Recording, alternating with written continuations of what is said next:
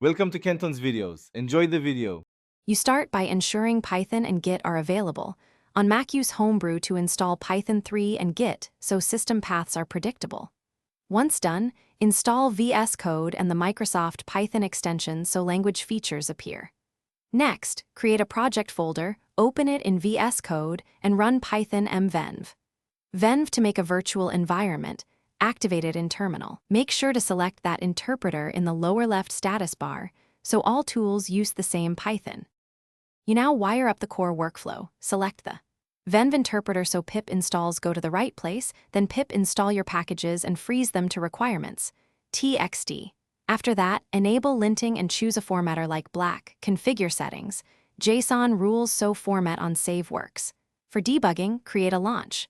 JSON from the run view, set breakpoints in your code and step through with the debugger. This reveals runtime values, so you understand why code behaves a certain way.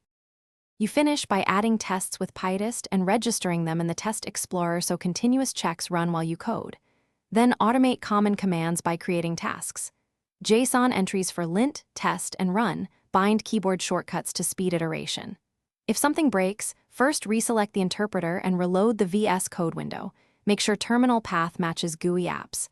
If extensions still misbehave, delete the venv, recreate it, reinstall packages, and run the debugger again to confirm the fix.